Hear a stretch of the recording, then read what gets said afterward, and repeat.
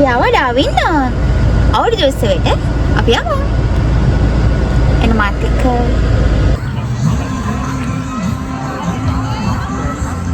කොහෙද යන්නේ? මේ තමයි ඩාවින් වල සිංහල අලුත් අවුරුදු උත්සවයක් විදියට පළවෙනියටම සංවිධානය කරපු අලුත් අවුරුදු උත්සවය අප්‍රේල් මාසේ 5 වෙනිදා තමයි තිබුණේ. ඉතින් මට පටන් ගත්ත වෙලාව නම් මතක නැහැ. ඉවර වෙනකොට රෑ 10 විතරවත් වුණා. අපි යනකොට ටිකක් හවස් වෙලා ඉවෙන්ට් කීපයක්ම ඉවර වෙලා තිබුණා. ගොඩක් මහන්සි වෙලා හරි ලස්සනට සංවිධානය කරලා තිබුණා. පුංචි ළමයිට වෙනම 12න් 15 තරඟ තිබුණා. පස්සේ ඒ තරගෙම 12න් ඉහළ ඕනම කෙනෙක්ට සහභාගී වෙන්න පුළුවන් විදියට තරඟ සංවිධානය කරලා තිබුණා. හරිම සුවදශීලී අපේකම තමන්ගේ කම දැනන හරි ලස්සන මිනිස්සු ටිකක් හම්බ වුණා. අර අතන මේකක් තියෙනවද? මේ අවුරුදු උත්සවයේ තිබුණේ සෙන්ට් ජෝන්ස් කැතලික් කොලෙජ් එකේ ග්‍රවුන්ඩ් එකේ තමයි තිබුණේ. අපි ටිකක් හවස් වෙලා තමයි ගියේ. ඒ ටිකක් අවුව තිබුණා. එක තරඟ තිබුණා. කියන්නේ ලංකාවේ තියෙන ට්‍රැඩිෂනල් අවුරුදු උත්සවයක තියෙන හැම තරඟයක්ම වගේ තිබුණා. බනිස් කෑමේ තරඟ ඒකත් ගොඩක් පිරිසිදුව තිබුණා. අතන ඔයාලට මේ වීඩියෝ එකේ පේන විදියට යාළුවෝ මේ පැද්දලොත්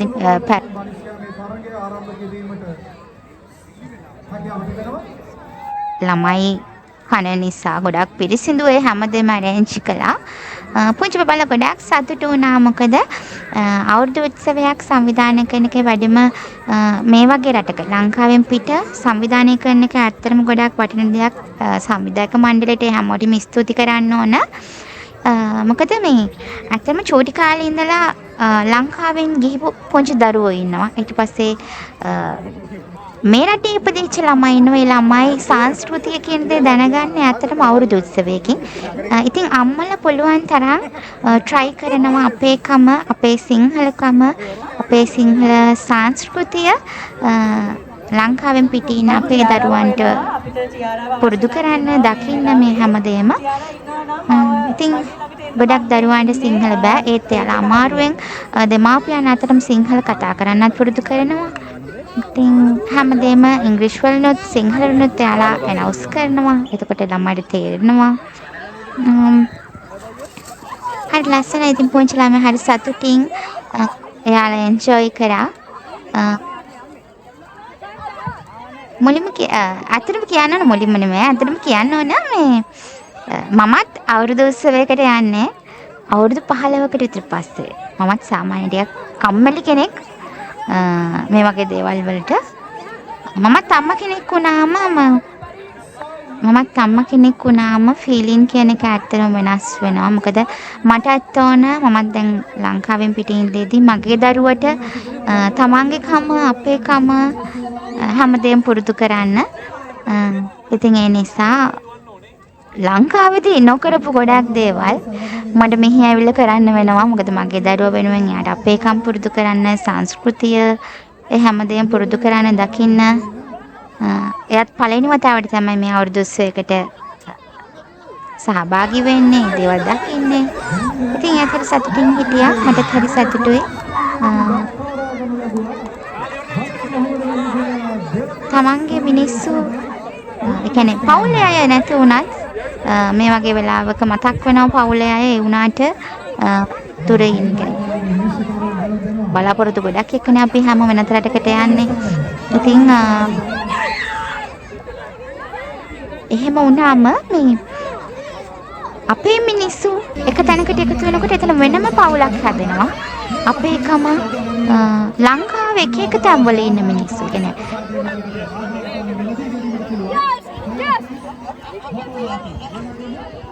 ලංකාවේ එක තැන්වල ඉන්න අපේ මිනිස්සු එක තැනකට එකතු වෙනවා ඩාවින් වලට ආවන් පස්සේ අවුරුදු උත්සවයකට. ඉතින් හරි ෂෝක් හරි ලස්සනයි. මට හිතුණා මේ වීඩියෝ එක ඔයාලත් එක්ක ෂෙයා කරගන්න ඕනේ කියලා. මම හිතන්නේ මෙතන ෆැමිලි 100ක් විතර වගේ හිටියා. මම දන්නේ නැහැ අගයන් වලින් දන්නේ එක ෆැමිලි 100ක් ඊට වැඩිය වගේ හිටියා කියලා හිතුණා. ඉතින් මම ආයෙත් පුළුවන් විදියට චුටි හැම ඉවෙන්ට් එකකම චුටි ක්ලිප් ටිකක් ගත්ත මට පුළුවන් විදියට. ඉතින් අපිත් සහභාගී වුණා. ප්ලේස් හම්බුණා. බනිස් කෑමේ තරඟ, එතකොට ගෝනි දිවීම, එතකොට රිලේ 4 දිනක එකතු වෙලා ඒ ඉවෙන්ට් වලින් අපිට ජයග්‍රහණය කරන්න හම්බුණා. අපිට කියන්නේ මට නෙමෙයි හස්බන්ඩ්ට. ඉතින් සතුටු වුණා. හැමෝම එන්ජොයි කළා, හැමෝම කතා කළා. හරි ලස්සනයි. පුංචි බබාලා ලස්සන ඉවෙන්ට් ගොඩක් තිබුණා. අපේ පැටියා තමයි චූටිම මේ අනිත් බබාලත් එක්ක බලද්දි. යාට තාම අවුරුදු 2යි. ඉතින් යා චුට්ටක් මැද්දට ගිහිලා අක්කලගේ මැද්දට ගිහින් සෙල්ලම් කරා. මේ චූටි උනාත් ඉතින් යාට සහභාගී වෙන්න අපි ඉඩ තිබ්බා. සහභාගී දිනන්න ඕනේ. පරිදින්නත් ළමයිට පුරුදු කරන්න ඕනනේ. ඉතින් ඒ හැමදේම පුරුදු කරන අපිත් පුළුවන් විදියට අපේ දරුවා යාට පුළුවන් කියලා හිතෙනවා දේවල්ට අපිත් සහභාගී කළා.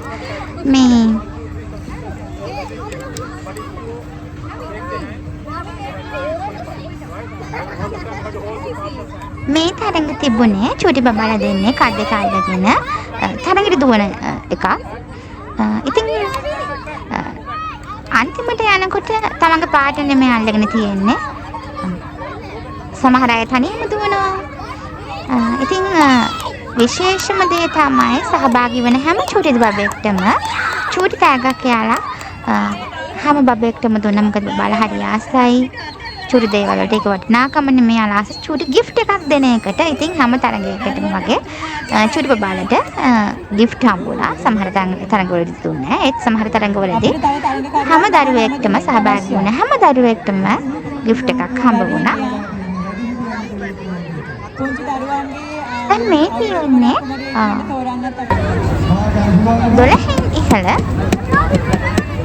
බනිස් කෑමේ තරඟ. ඉතින් අපේ හස්බන්ඩ් සහභාගී වුණා. ගොඩක් වෙලාවට 12න් ඉහළ කියනකොට ගොඩක්ම වැඩිහිටියයි තමයි සහභාගී වුණේ.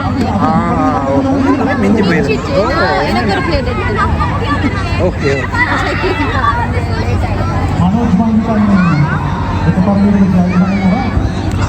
අපි බනිස්කේ රස බලමු. මොනවද දැන්?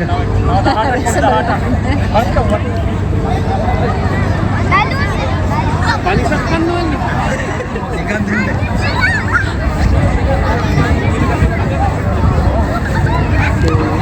කවිනාඩියක් පිටට මාවම. උත්තර නේද නැහැ. අපි යතුතව විනාඩි දෙකක කාලයක් සම්බන්ධ තරගයේ සඳහා සහභාගී වෙන්න කැමති අය. මම හිතන්නේ තව තරගකාරියක් මම හොයාගත්තා. වටිනා තෑගි ලබා දෙන මම තවත් තරගයේ කරුවන්. චූටි බබාලා හරි උනන්දුවෙන් මේ තරඟවලට සහභාගී වුණාත් අපේ ලොකු අය, ඒ කියන්නේ වැඩිහිටිය අය හරි අමාරුයි තරඟවලට සහභාගී කරගන්න. මේ සංවිධායක මණ්ඩලය බලෙන් තමයි වැඩිහිටිය අය තරඟවලට එන්න කියලා ඉන්වයිට් කරන්නේ. තේන්නෙත් නැහැ සමහර අය. එයාලගේ දැන් මේ අපේ දෙයක්නේ. ඉතින් අපේ අය සහභාගී වෙන්න නැතුව ඉතින් කවුරුත් සහභාගී වෙන්නේ නැහනේ. ඉතින් යාලා බල කරලා ගෙන්නගෙන තරඟ වලට සහභාගී කරගන්නවා. ඉතින් මේ ලොකු අයගේ තරඟ ඉවෙන්ට් වලදී දැන් අපි බනිස් කෑමේ තරඟය කියන්නකො බනිස් ගොඩක් ඉතුරුයි. එතකොට අනිත් අපි ගෝනි පදින තරඟයකට ගෝනි ගොඩක් ඉතුරුයි. ඉතින් යාලා සහභාගී වෙනවා හරි අඩුයි. ඔහොම තමයි ඉතින් වැඩේ කරගෙන ගියේ. හරි ලස්සනට වුණා. ඔබට ඡායාරූප ගැනීමට ඕන තරම් අවස්ථාවක්. හරි අපි තරගය පටන් ගන්න සූදානම් නම් අපි තරගය ආරම්භ කරමු.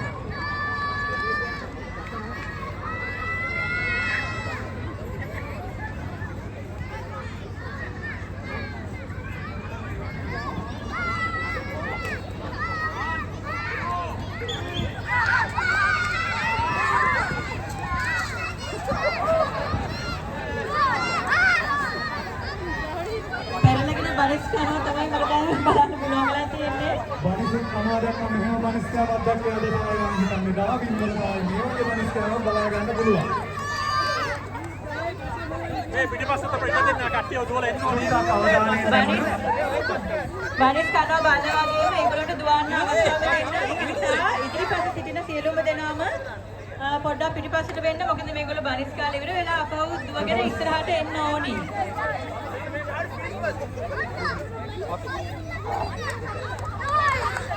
අපි දැන් තෝරගත්තාද?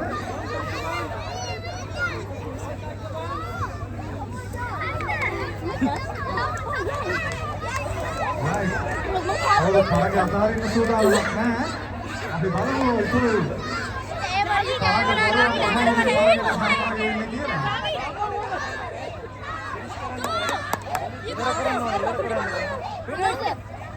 කවුරු ඉතිරි කරගන්න කන්නේ නේද? පොඩි ළමයි නෑනේ කවුරු?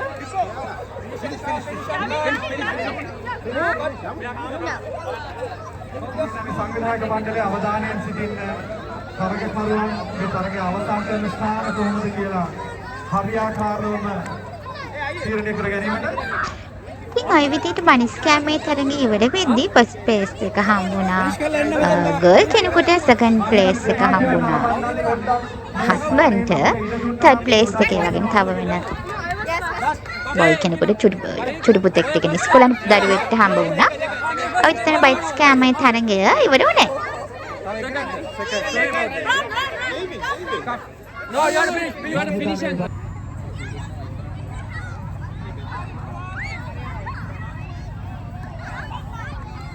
පස්සේ තිබුණා කාසිය සෙවීමේ තරඟය. ප්ලේට් එකකට කාසියක් දාලා පාම් පිටි උඩින් දාලා අර කටින් පිඹලා කාසිය අරගෙන යන තමයි තියෙන්නේ. දැන් මේ තියෙන 12න් පහළ චුටි බබාලාගේ කාසිය සෙවීමේ තරඟය. ඒ වගේම ඊට පස්සේ පවත්වුවා 12න් ඉහළ අයගේ කාසිය සෙවීමේ තරඟය. ඔය විදිහට හැම තරඟයක්ම 12න් පහළ චුටි බබාලටත් ඒ වගේම 12න් ඉහළ හැමෝටම සංවිධානය කළ තිබුණා. එකම තරඟය දෙකලන්ට කොහොමද කියන්නේ ඒක? එකම තරඟය හැමෝටම වගේ සංවිධානය කළ තිබුණා.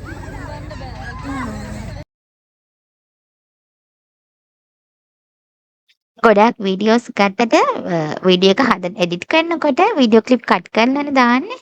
මට මතක් වුණා මේ මගේනේ වීඩියෝ එක මා චුටක් පේන්න ඉන්නවද නේද කියලා මතක් වෙලා චුටි වීඩියෝ ක්ලිප් එකක් ගත්තා මගේම එක. ඒ වෙලාවේ ටිකක් හවස් වෙනකොට පැටියා නිදාගත්තා. පැය භාගයක් විතර වගේ නිදාගත්තා. එයාත් ඉතින් මාරුවට අයියයි මමයි කඩේ තියාගෙන තමයි හිටියේ. මොකද එයා වැඩි වෙලාවක් නිදා ගන්න නැහැ නේ චුටි බබාලා මේ වගේ සද්ද තියෙනකොට. අපිට හිතුණා ඉවර වෙනකන් වගේ ඉන්න ඕනේ කියලා.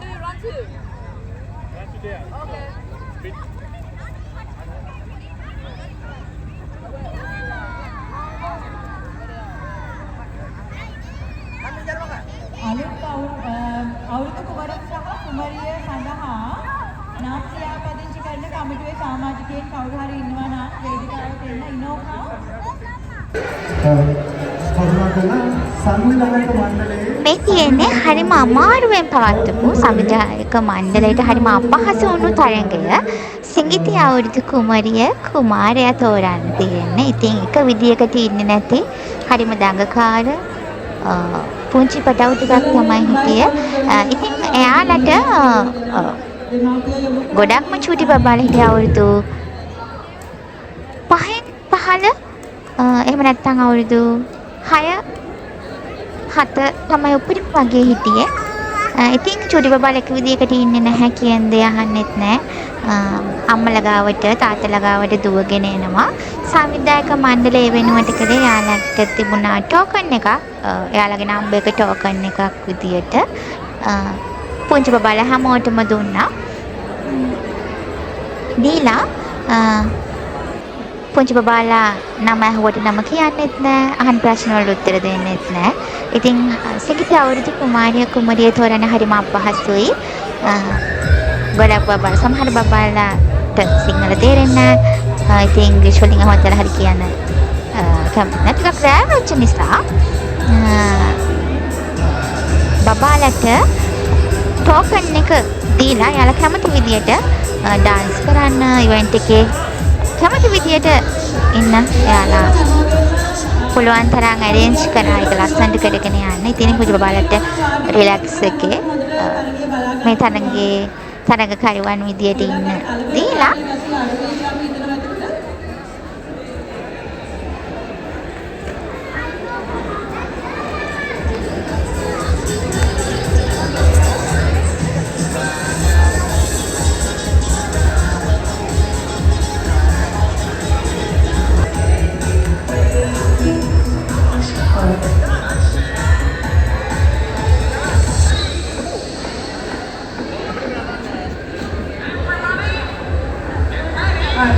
I believe everyone has got a number. Has everyone got a number here? Excellent, excellent. So, do you know what you have to do now? You have to hold that number very clearly in front of you so that the judges can see what your number is. Okay? So, hold your number tight right in front of you so that the judges can see the number. Yeah, correct. So what we're going to do now is, I'm going to come around individually and ask your name. Excellent, looking forward to see that. This beautiful little girl, can I know your name please? I don't think anyone heard it. Can you say louder? Excellent, okay.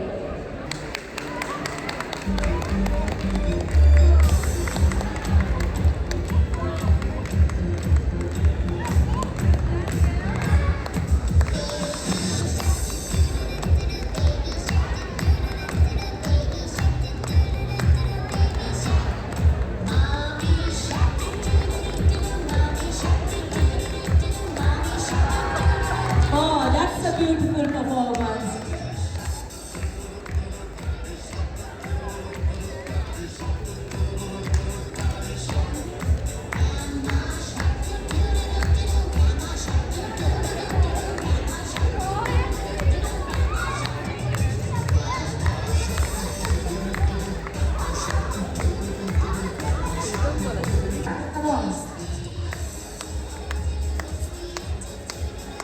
මේ ඉන්න චුටි බබාලා ගොඩක් පොඩි නිසා චුටි බබාලගේ numbers තමයි එයාලා බැලුවේ. එයාලගේ activities එයාලා කොහොමද පර්ෆෝම් කරන්නේ ඒ දේවල් විතරයි චුටි බබාලගෙන් බැලුවේ. ඉතින් මේ අත්තම ජජස්ලා සිලෙක්ට් කරේ ඒ වෙලාවේ දරුවා සින්දුවට කොහොමද රියැක්ට් කරන්නේ, එතකොට චුටි බබාලා කොහොමද පර්ෆෝම් කරන්නේ කියලා විතරයි. ඉතින් යාලා නම්බර් එකට විනර්ස්ලා තේරුවා. ඒ විදිහට තමයි අවුරුදු කුමාරයා අවුරුදු කුමාරිය තේරුනේ.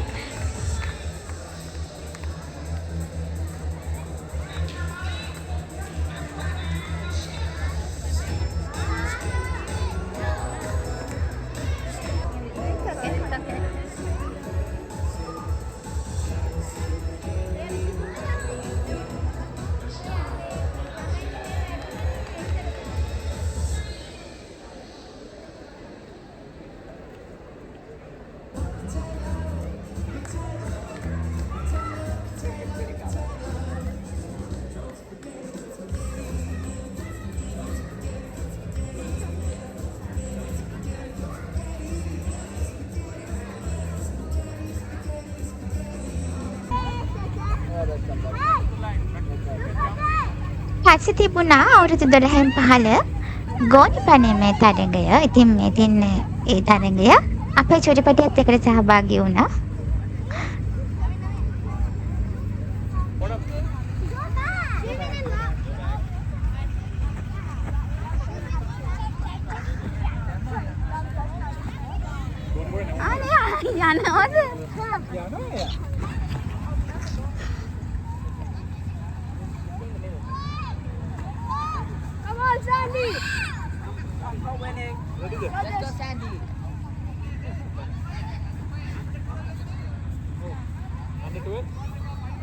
Under 12, 11.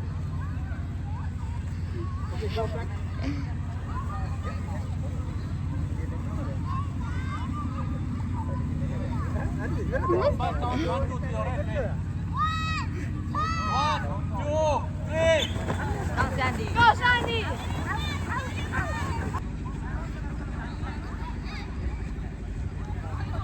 පාසි තිබුණ 12 වෙනි ඉහළ ගෝනි පැනීමේ තරඟය.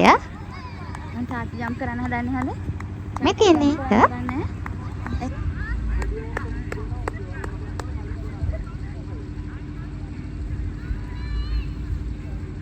Yes, yes. Tati.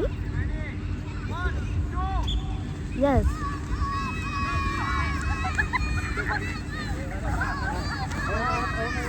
And 1, 2, 3. Yes, 2. Yes. Gift kan mah tadi gift එකක් හම්බනවා. ගෝනි පැනීම තරගෙත් සෙකන්ඩ් ප්ලේස් එක හම්බ වුණා අපේ හස්බන්ඩ්ට.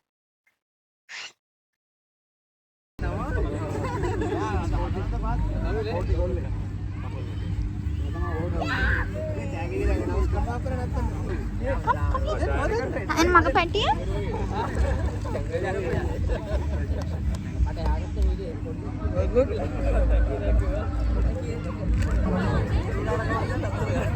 ඊට පස්සේ තිබුණා බිත්තර ඇලීමේ තරගය.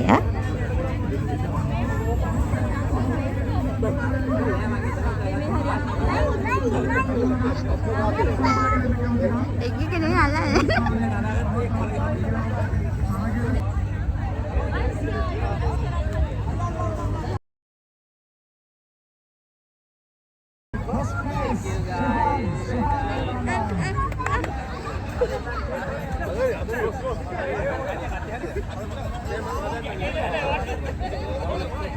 ඊට පස්සේ තිබුණා කඹ ඇදීමේ තරඟය. මේ තියෙන්නේ එක. දැන් සෙන්ටර් එක හරි හැමෝම ලෑස්ති වෙන්න 1 2 3 third count එකෙන් විසිල් එකක් තමයි ඩාවින් අවුරුදු උත්සවයේ අවසානම තරඟය කඹ ඇදීමේ තරඟය. ඉතින් මගේ වීඩියෝ එකත් එක්ක එකතු වුණ ඔයාලා හැමෝටම ගොඩක් ස්තුතියි. ආය අලුත් වීඩියෝ එකකින් හම්බ වෙන්න. කම්පැරිසන් ඉන්න.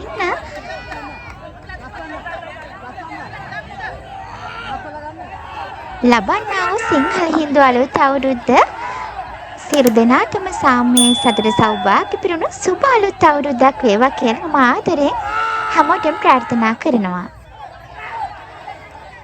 ගිහින් මම එනවා.